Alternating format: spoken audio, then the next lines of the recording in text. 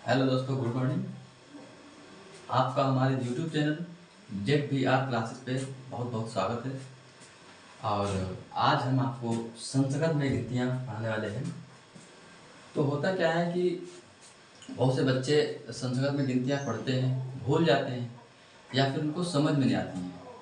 तो संस्कृत में गिनतियाँ पढ़ने का कुछ ट्रिक है या तकनीक समझ लो, या ये समझ लो कि उसको कैसे पढ़ा जाए, कहाँ पे कौन सी गिनती कैसे उसको लिखना है, ये हम आपको आज बताएंगे। और आप देख रहे हैं कि जो संस्कृत में गिनतियाँ होती हैं वो टफ नहीं है, लेकिन थोड़ा उनको समझना ज़रूरी है। अगर आप सोचेंगे ये टफ है तो टफ नहीं है, थोड़ा सा आपको ध्यान देने की ज़रूरत है। जैसे कि पहले आपको 1 से 10 तक जो गिनतियाँ होती हैं उनको याद करना है कि 1 से 10 तक तो आपको याद ही करना होता है, चाहे आप उर्दू की गिनतियाँ पढ़ें चाहे इंग्लिश के पढ़ें 1 to 3, मतलब 10 तक आपको लर्न करना ज़रूरी है। 1 to 10 आप अगर रोमन नंबर में पढ़ लेते हैं तब आप 1 to 10 से बहुत सारी गिनतियाँ आगे की जो हैं वो आप बना सकते हैं और आसानी से लर्न कर सकते हैं। तो जैसे कि लिखा है 1, तो ए का संस्कृत में कहते हैं एक, एक को तो एक ही कहेंगे। अब यहाँ पे स्टार्ट है दुई, तो जो दो होता है उसको दुई बोलते हैं, एक को एक बोलते हैं और दो को दुई बोलते हैं, 3 को 3 बोलते हैं। तो ये थोड़ा आपको केवल 10 तक आपको थोड़ा देखना है, आगे भी आसान है। तो पहले है एक, एक को एक, दुई को दो और त्री, त्री मीन्स होता है 3, त्री मतलब 3। चतुर, नाम से ही चतुर, चारा, चारा चार मतलब 4 हो जाएगा। पंच आप याद भी कर सकते हो, पंजा होता है हाथ का, मतलब 5 उंगलियां होती है, तो पंच मतलब 5। अब एक को एक बोलेंगे वो याद हो गया। दुई नाम चाहिए, थोड़ा ध्यान रखें कैसे लिखा जाएगा, दा के नीचे थोड़ा वाह आपको ही बनाना होता है, अब छुट्टी एक ही मात्रा तो दुई। उसके बाद त्री, नाम से भी त्री है तो गिनती भी 3 होगी। चतुर, चा से 4, चा से चतुर। पंच, पा से 5, पा से पंच। सट, ये गिनती बहुत लोग बच्चे गलती कर देते हैं, इसमें इसकी जगह पर लोग 7 लिख देते हैं, बहुत से बच्चे 7 लिख देते हैं, तो 7 नहीं लिखना है। यहाँ पे आपको ध्यान देना, सट मीन्स होता है 6। जैसे आपने पढ़ा होगा छोटा बड़ा में नर्सरी के में कि 7 से षटकोण आता है जो, तो षटकोण का मतलब होता है उसमें 6 के कोण होते हैं। या षट भुजाएं, 6 भुजाएं मान लो, 1 2 3 4 5 6, 6 भुजाएं जिसमें होती हैं उसको भी षटभुज कहते हैं। जिसमें 6 कोण होते हैं उसको, तो ये आपका षटकोण आपने पढ़ा होगा, षटकोण मतलब 6 कोण नर्सरी के में। तो ये सा माने षट माने होता है 6। उसके बाद सप्त, सप्त मीन्स होता है 7। अष्ट, अष्ट मीन्स होता है 8। नव, नव मीन्स होता है 9। और 10 मीन्स होता है 10। तो ये आपको थोड़ा सा आपको लिख लिख के प्रैक्टिस करना है। 1 2 3 चतुर पंच षट सप्त अष्ट नव 10। आप लोग बोलिए हमारे साथ में, और इसको एक बार लिख दीजिए आपको कि एक को एक कैसे लिखा जाएगा, दुई कैसे लिखा जाएगा, त्री कैसे, चतुर कैसे, पंच षट सप्त अष्ट नव 10। आपको 1 से 10 तक जब याद हो जाएंगे बहुत आसान है। आगे अब एग्ज़ाम स्टार्ट होने वाले हैं बहुत से स्कूलों में, तो उसमें क्या होता है संस्कृत में गिनतियाँ आती हैं। अभी हम आपके उसके इसके बाद एक्सरसाइज भी कराएंगे, अभ्यास प्रश्न भी कराएंगे। उसमें क्या होगा, बच्चे 20 से पूछ लेता है, कोई 39 या 39 पूछ लिया तो उसको बता नहीं पाते हैं। तो इसमें आपको क्या करना है, थोड़ा सा दिमाग सही रख के और अपना जो याद करने के बाद प्रैक्टिस करोगे तो बहुत आसान रहेगा। आगे देखते हैं एकादश। अब देखो 10 तक अगर आपको याद हो गई तो 10 ही लिखना है और एक ये जोड़ देना है, तो 1 + 10 एकादश, यानी 10 में एक बढ़ा हुआ है तो 11 हो गया। एकादश क्या बोलेंगे, 11, 11 हो गया। द्वादश, तो द्वा माने 2 और 10 यही चलेगा सब में, तो इससे आप पहचान भी सकते हो। अगर संस्कृत में लिखी और आपको हिंदी में लिखना है, नंबर मतलब मैथ में लिखना है, तो आप लिख सकते हो ऐसे, द्वादश मतलब 12, त्रियो, त्रियो माने होता 3, 10 माने 10 यानी कि 13। चतुर, चतुर का जो रा है ये ऊपर आता है, दा के ऊपर आता है, तो चतुर और 10 तो हो गया 14। पंच 10, पंच मतलब 5 और 10 मतलब 10, तो 10 में 5 बढ़ा तो हो गए 15, तो ये हो जाएंगे आपके 15, 15 हो गया। पंच 10 15। और सोडस, अब ये सोडस बहुत से बच्चे गलती कर देते हैं, तो इसमें क्या है 10 तो आपको ध्यान रखना है, 100 यानी कि षटकोण वाला 7 दिख रहा है आपको, तो इसमें थोड़ा ये ध्यान रखिए कि 7 6 वाली गिनती है ये, ठीक है ये। तो 110 में क्या हो जाएगा, 16 हो जाएगा। अच्छा, जो आपको कठिन लगेंगे उनको हम अलग से बता देंगे, तो कठिन वाले एक साथ आप पढ़ लेंगे जो थोड़ा डिफरेंट होती हैं। बाकी तो लगभग सब सही होता है। सप्त 10, सप्त माने होता है 7, 10 माने 10 17 हो गया। अष्टा, अष्टा माने होता है 8, 10 माने 10 18 हो गया। अब यहाँ पे जो 19 में होता है, 19 में 19 के दो नाम होते हैं, जैसे घर में बहुत सारे बच्चे होते हैं उनके दो नाम होते हैं, ऐसे ही 19 जो गिनती है उसके भी दो नाम हैं। क्या नाम है, एक है नव 10। आपको एग्जाम में लिखना है तो आप सिंपल सा एक याद कर लीजिए, नव 10। नव माने 9, नव माने 9 और 10 माने 10। इनको अगर आप ऐड करोगे 10 और 9 तो हो जाएगा 90। आप टुकड़ों में कर लीजिए, इसके दो टुकड़े कर लीजिए, नव और 10 तो हो गया 19। और इसका एक और नाम है एको न विंशत। इसका मतलब क्या होता है, विंशत मीन्स होता है 20, विंशत मीन्स क्या होता है 20, विंशत मीन्स होता है 20। अब ये कह रहा है एको न विंशत, एको न विंशत तो मतलब 20 में एक नहीं, ना माने नहीं, 20 में एक नहीं, तो 20 में एक नहीं मतलब 20 में अगर आप एक कम कर देंगे तो 19 हुआ। तो वही यहाँ पे लिखा है एको न विंशत, मतलब 20 में एक नहीं तो 19 नाम ले दिया। संस्कृत में थोड़ा सा डिफरेंट होता है क्योंकि 19 तो इंग्लिश में हो गया, लेकिन इसमें नवदस भी बोलते हैं और इसका दूसरा नाम है एको न विंशत। तो आपको थोड़ा सा ध्यान रखना है कि 20 को विंशत बोलते हैं और उसमें अगर लिखा होगा एको न विंशत। बहुत से बच्चे पढ़ते हैं एको न विंशत, पढ़ लेते हैं लेकिन उनको इसका मीनिंग नहीं पता कि इसमें मतलब क्या है। तो आप 20 विंशत पहले याद कर लीजिए, 20 क्या होता है विंशत, फिर एको न विंशत मतलब एक नहीं, 20 में एक नहीं तो 19 हो गया, ऐसे आप कर लीजिए। फिर विंशति तो 20 होता ही है। उसके बाद एक विंशत, विंशत क्या होती है 20 और एक माने एक, तो 20 में अगर एक ऐड करोगे तो क्या हो जाएगा 21 हो जाएगा। तो वही यहाँ पे है, इसका मतलब 21 21। एक विंशत मतलब 20 में एक ऐड करके लिख दो 21। द्वाविंशत मतलब 20 में 2 जोड़ के लिख दो तो हो गया 22। त्रयोविंशत तो त्रियो मतलब 3, विंशत मतलब आपको विंशत पता होना चाहिए, विंशत में 1 2 3 आपको ये सब ऐड करना है, बस थोड़ा सा लिखने में डिफरेंट होता है, बाकी सब सिंपल है। आप लिखा होगा तो आराम से पहचान लोगे, और अगर इस तरीके से जितने लिखे होंगे उनको लिखना होगा तब भी आप आराम से पहचान लेंगे। जैसे लिखा है एक विंशत 21 हो गया, द्वाविंशत विंशत आपको याद ही है 20 होता है तो हो गया 22।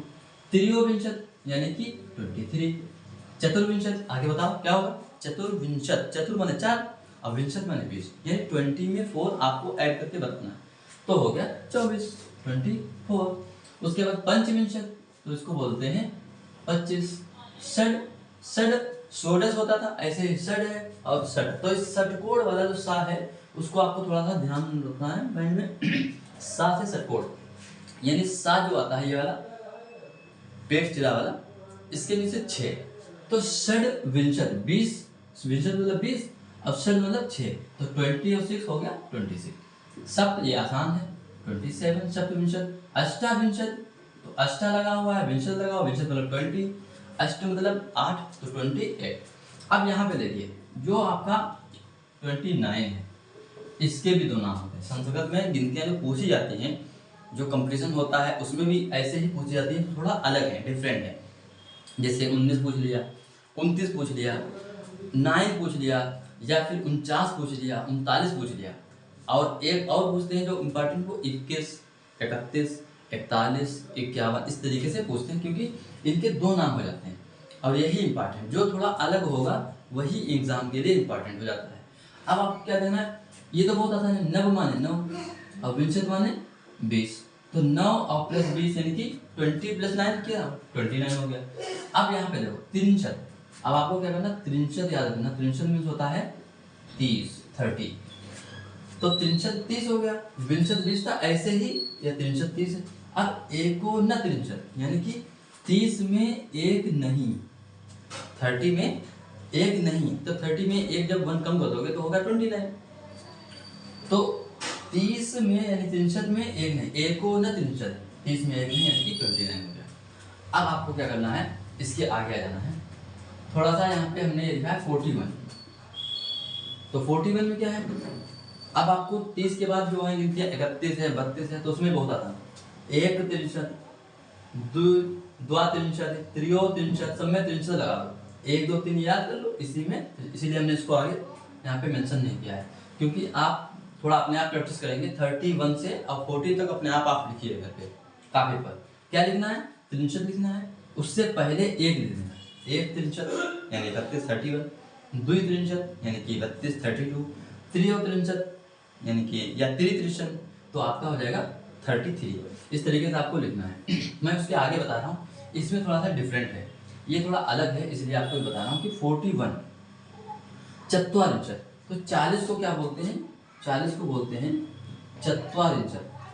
आपको ये भी याद करना अलग से कि 10 20 30 यानी 10 को 10 बोलते हैं, 10 को 20 को विंशत, और 30 को त्रिंशत, और 40 को चत्वारिंशत, और 50 को 50। यानी कि क्या लिखना है, ये आपको अलग से थोड़ा याद करना। आज हम आपको 1 से 50 तक की गिनती बताएंगे, फिर नेक्स्ट वीडियो में 51 to 100 भी बताएंगे। तो अभी आपको जो एग्ज़ाम हैं आपके नज़दीक हैं उसमें 1 से 50 तक इम्पॉर्टेंट होती हैं, और बहुत से स्कूलों में 1 से 50 तक ही पूछी जाती हैं, कोर्स में सिलेबस में होता है ना। तो इसमें क्या है, चत्वारिंशत मतलब 40, तो 40 को आपको याद रखना है, चत्वारिंशत, ये 40 हो गया। अब 41 है तो चत्वारिंशत पहले एक लगा दो, जैसे एक विंशत था ऐसे एक चत्वारिंशत हो गया, द्वि चत्वारिंशत तो 2 लगा दो, त्रिचत्वारिंशत ये चत्वारिंशत का 3 लगा दो, चतुश्चत्वारिंशत यहाँ पे थोड़ा लिखने में अलग है इसलिए हम इसको बताया, चतुश्चत्वारिंशत, चत्वारिंशत मीन्स होता है 40 40, उसमें चतुर नहीं, यहाँ पे चतुर्थ लिखा जाता है थोड़ा सा। तो फिर है 45 45 पंच चत्वारिंशत, ये सिंपल है। फिर 46, फिर वही आ गया 6 वाला 60 वाला, तो 60 जहाँ आएगा वहाँ समझ लीजिए 6 उसका मतलब होता है चत्वारिंशत मतलब 40, तो 40 और 6 46, तो ये हो जाएगा 46। फिर सप्त चत्वारिंशत, सप्त मतलब 7, चत्वारिंशत मतलब 40, तो 40 और 7 47 यानी कि 47। फिर 48 अष्ट चत्वारिंशत यानी चत्वारिंशत मतलब 40 और अष्ट मतलब 8। मीन्स आप इसकी थीम समझ गए होंगे कि किस तरीके से संस्कृत में गिनतियाँ होती हैं। उम्मीद है आपको ये वीडियो पसंद आएगी, क्योंकि इसमें आपको थोड़ा सा हम हिंट्स दे रहे हैं, क्लू दे रहे हैं आपको, लिखा हुआ कुछ है तो उसको कैसे समझना है।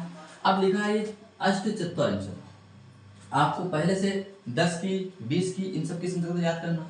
चत्वारिंशत मीन्स होता है 40 40, और अष्ट माने होता है 8, तो अष्ट इसमें पहले ही लग जाता है, अष्ट चत्वारिंशत यानी कि 48। नव चत्वारिंशत, नव माने होता है 9 9, और चत्वारिंशत मतलब होता है 40, तो 40 और 9 49 49, तो ये 14 होंगे। 50 आपको याद ही करना, क्योंकि ये 10 20 30 40 वाले हैं, तो 50 मतलब होता है 50, तो ये हो गया आपका 50। अब आपको ये 5 गिनते हैं, देखो इसमें क्या होगा, ये भी थोड़ा अलग होगा। 9 को 9 बोलते हैं, 19 जो आ गया, अब 19 वही वाला है जो डिफरेंट थोड़ा था, जिसके 2 नाम थे, तो वो आपको कैसे लिखना है, आप इसके 2 नाम लिख सकते हैं, नव 10, एक तो ये हो गया, और दूसरा हो गया है एको नविंशत, क्योंकि 20 में एक नहीं, तो एको नविंशति, ये चीज, तो आपको ये लिखना, एको नविंशति, इसके 2 नाम होते हैं। 29 जो होता है ये आपने पढ़ा था, वो भी डिफरेंट होता है, नवविंशत, तो इसके भी 2 नाम हैं, नवविंशत मतलब नव माने 9, विंशत माने 20, 20 और 9 29, और एको न त्रिंशत मतलब 30 में एक नहीं, तो 29 हो गया। फिर 39 39, तो 39 को भी क्या बोलते हैं, नव त्रिंशत, क्योंकि 30 में 9 ऐड कर दो तो हो गया 39, और दूसरा नाम इसका हो जाएगा एको न चत्वारिंशत, यानी 40 में एक नहीं, ये चीज 40 में एक नहीं यानी कि 39। और फिर 49, तो इसको बोलते हैं नव चत्वारिंशत, मतलब 40 और 9 49, और इसका दूसरा नाम हो जाएगा एको न 65, 1 होना 65, मतलब 50 में 1 नहीं, इसका मतलब हो गया 49। 50 में 1 नहीं मतलब 49, तो 49। तो इस तरीके से आपको जो ये गिनतियाँ, आप इसकी थीम, कैसे लिखा जाता है, कैसे पढ़ना है, कौन चीज़ पहले आएगी, कैसे क्या इसका मतलब आप एक्सरसाइज करेंगे। तो आप 1 से लेकर पहले 10 तक याद कीजिए, उसके बाद 10 को क्या कहते हैं, 20 को क्या कहते हैं, 30 को क्या कहते हैं, 40 को क्या कहते हैं, 50 को क्या कहते हैं, ये याद कर लीजिए। और ये भी बहुत जरूरी है, 1 से 20 तक तो आपको याद ही होना चाहिए। उसके बाद आप बहुत आसानी से इस संस्कृत की गिनतियों को आराम से कर सकते हैं, एग्जाम में भी अच्छा कर सकते हैं। अपने आप को देखिए कि हम कहाँ पे हैं और कैसे क्या गिनतियाँ होती हैं, बहुत आसान होता है, थोड़ा सा समझना जरूरी है। तो ये आपको गिनतियाँ आज समझ में आई होंगी, और आगे की गिनतियाँ हम आपको लेकर आएंगे वीडियो में। तो आप इन गिनतियों को अच्छे समझिए, एक बार प्रैक्टिस कीजिए। अभी एक्सरसाइज की कराएंगे नेक्स्ट वीडियो में, और उम्मीद है ये वीडियो पसंद आएगी। Thank you for watching my this video.